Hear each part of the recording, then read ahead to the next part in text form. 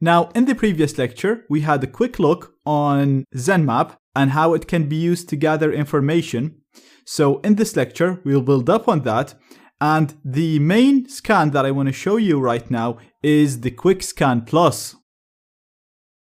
This scan takes the Quick Scan one step further. So first of all, it'll be slower, but it's going to show us even more information.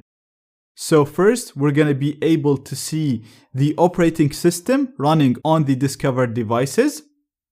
We will also be able to see the device type, whether it's a phone or a laptop or a router. And we'll be able to discover the program and the program version running on the discovered ports. So before, for example, we were able to discover port 80 is open, but we didn't know what program is running on this port or what version of this program.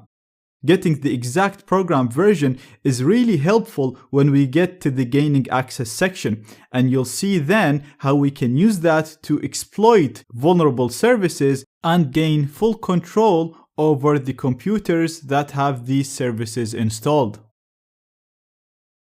Now, straight away, when you look at the results, you'll see that we got much more information than all of the scans we ran so far. So the first thing you'll notice is the icons beside the IPs of the discovered devices. These icons represent the operating system running on these devices. So right now we have the operating system for all of the connected devices. And now it's showing us the programs running on each of the discovered ports and the versions of these programs. So for example, if we look at the 192.168.112, the Apple device, on the last scan, we knew that port 22 open and we knew that SSH is running on it, but we didn't know what version of SSH was running. Right now we can see that it's running Open SSH version 6.1. So we can go on Google and look for exploits and vulnerabilities in this specific version, and we might actually find something. We'll actually talk more about that in the gaining access section. Now, if you look at the device type, you can see that it's a media device, it's a phone. So before, we knew this is an Apple device, but we didn't know whether it's a tablet, a phone, or a MacBook. Right now we know that it is a phone. It's also discovering that it's running Apple iOS 4, 5, or 6. Now it's actually running a newer version of iOS. I'm not entirely sure. I think 9 or 10, but still it's close enough. It's telling me that it's an Apple. It's telling me that it's a phone. It's running iOS. So this is really, really good.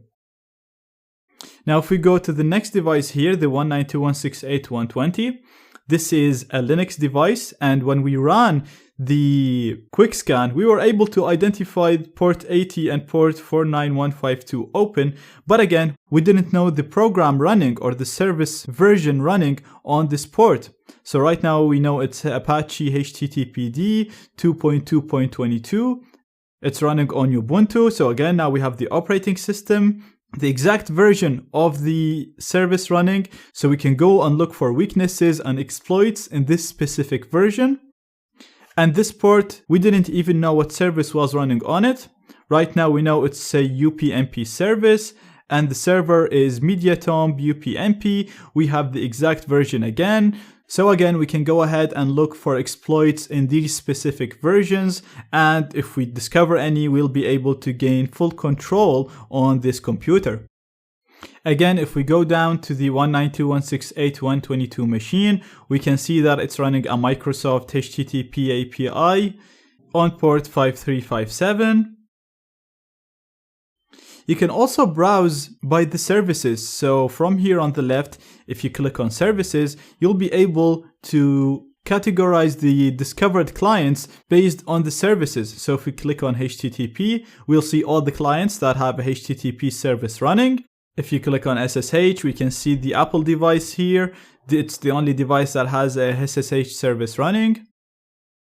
So let me actually show you a quick and fun example. If we go back here to the hosts and go back to the Apple device, the 192.168.112, as I said, we know it's a phone, we know it's an Apple phone, we know that it has an SSH service installed on it running on port 22, and we know that SSH is a service that allows you to remotely execute system commands on the computer that has the SSH service installed. Now, obviously, before you can use this service, you have to use a username and a password. Once you authenticate, it'll allow you to execute system commands remotely on that computer or on that phone. Now, by default, iOS devices do not have an SSH server. Usually, when you jailbreak the phone or the device, it'll automatically install an SSH server, and the password for that server is set to Alpine by default. That's ALPINE. Now, since we know that this is an iPhone and it has port 22 open with Open SSH server, we know that this phone has been jailbroken. Now, since the phone is jailbroken, we know the password to log into SSH is Alpine unless the user changed it. Now, most users do not even know about this, and even the ones that know about this, like myself, are too lazy to change it. So it's always worth a try if you discover a phone like this in the same network. It's always worth a try to go and try to connect to it with the default password. So I'm just going to go to my terminal and I'm going to try to connect to this phone using SSH. So I'm going to type SSH root, which is the username for the admin in Linux, at 192.168.112. This is the IP of the phone. I'm going to hit enter. It's asking me if I should trust this connection. I'm going to say yes. And now it's asking me for the password. And like I said, when the phone is jailbroken, the password is set to Alpine. So I'm going to type ALPINE. I'm going to hit enter. And as you can see, I logged in as root. So right now I have the highest privileges on the phone and I can do whatever I want on the system. And now we can use system commands to completely control the phone. Now this is a little bit ahead of time.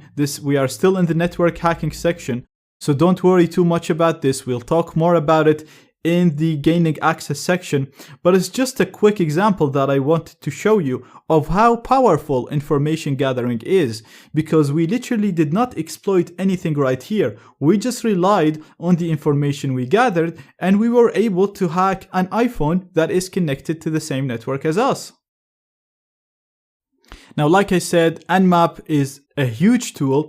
I highly recommend you go ahead and try the other profiles in here. And like I said, once done with the course, I think the Nmap book would be a really good read. We'll also use Nmap much more in the gaining access section, and we'll see how we can use this information to gain full control over the computers using code execution vulnerabilities and so on. But in this lecture, I just wanted to give you a quick overview, and we'll build up on this as we go through the course.